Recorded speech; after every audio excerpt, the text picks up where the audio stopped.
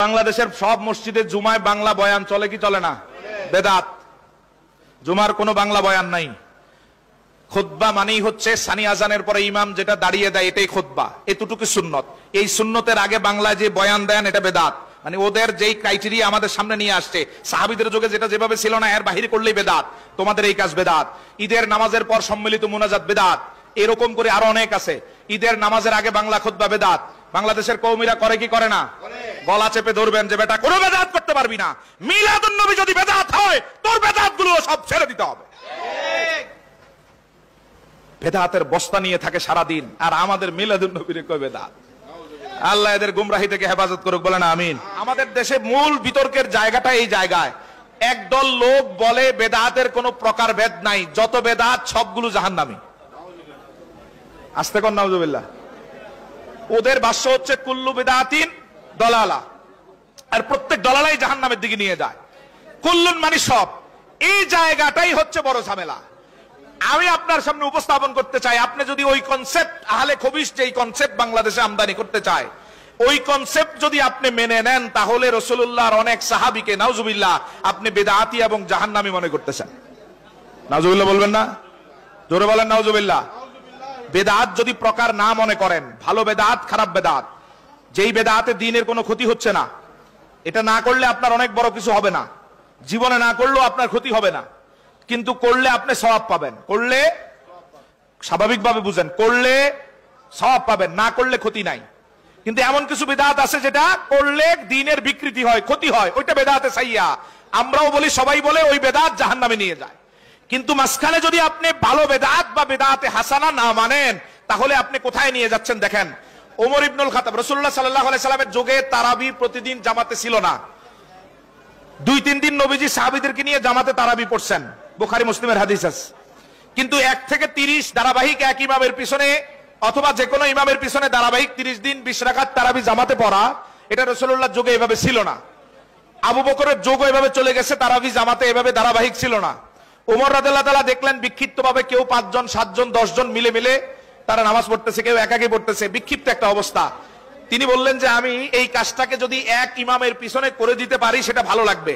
উবাই ইবনে কাবকে ইমাম নিযুক্ত করলেন, ওনার পিছনে 20 রাকাত তারাবির জন্য নির্দেশনা দিলেন। পরের দিন যখন উনি হেঁটে যাচ্ছেন, দেখলেন সব মুসল্লি উবাই ইবনে কাবের পিছনে তারাবি পড়তেছে।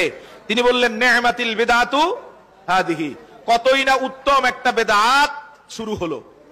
বেদাত শব্দ বলেছেন। এখন আপনি যদি বলেন বেদাত মানে জাহান্নামী, তখন আপনাকে ওমরের বেদাত দেওয়া শব্দ, বেদাত মানেই যদি আপনি চিন্তাটাকে ওইদিকে নিয়ে যান, বেদাতের কোনো প্রকার হতে পারবে না।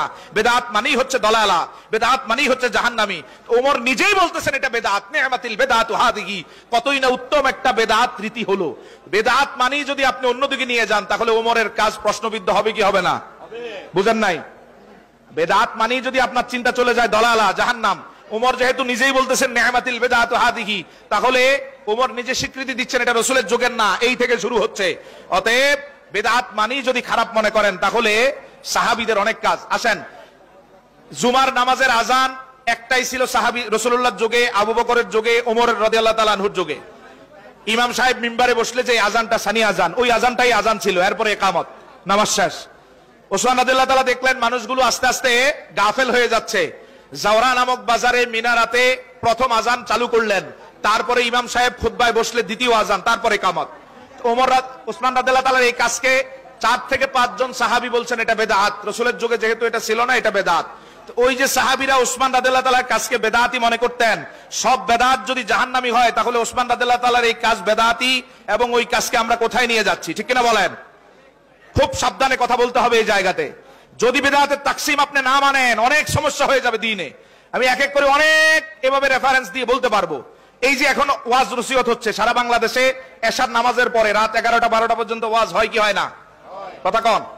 সালাফি আহলে হাদিসদের ওয়াজও হয়, কওমিদের ওয়াজও হয়, সুন্নিদের ওয়াজও এশার নামাজের পরে হয়, ঠিক কিনা? অথচ স্পষ্ট রাসূলুল্লাহ থেকে হাদিস, নবীজি বলেন এশার পরে একজনের সাথে আরেকজনের কথাকেও আমি মাকরুহ, চূড়ান্ত অপছন্দ মনে করি। রাসূলুল্লাহ এশার নামাজের আগে রাতের খাবার খেতেন, এশার নামাজের পরেই বিশ্রামে চলে যেতেন। রাত 12:30-1টায় তাহাজ্জুদ পড়তে উঠে যেতেন, ফজরের আগ পর্যন্ত রাসূলুল্লাহ তাহাজ্জুদ পড়তেন। আগে আগে উঠার জন্য নবীজি এশার নামাজের সাথে সাথেই বিশ্রামে যেতেন। এখন আমরা রাত 12টা 1টা এই যে এখন ওয়াজ করতেছি, এই ওয়াজটা বেদাত। এটা কি কথা কয় না? এই ওয়াজটা কি? আবার বলেন, এই ওয়াজটা কি? এখন আপনি যদি মনে করেন বেদাত মানেই শেষ, তাহলে সালাফিরা নিজেরাও তো জাহান্নামে চলে যায়, ঠিক কিনা বলেন? সালাফিদের মাহফিলও রাত সারা রাত ব্যাপীও হয়, 3 দিন 4 দিন টানা ইজতেমাও হয়, সারা রাতের বয়ান হয়, এশার পরে হয়, বিভিন্ন সময় হয়। এরকম যদি আপনি বেদাত শুনলেই যদি সালাফিদের একটা নোংরা কনসেপ্ট মাথায় নিয়ে আসেন, আহলে খবিশদের নোংরা কনসেপ্ট যদি মাথায় নিয়ে আসেন, এবং আমাদের বিভিন্ন আমলকে কেন্দ্র করে যেহেতু বেদাত বলতেছে, ওই বেদাতের কনসেপ্ট যদি আপনি ওই দিকে নিয়ে যান, তাহলে আপনি অনেক বড় ভুল করবেন, গুমরাহির পরিচয় দিবেন, মূর্খতার পরিচয় দিবেন, মুসাদের এজেন্ডার একটা অংশ আপনি বাস্তবায়ন করবেন।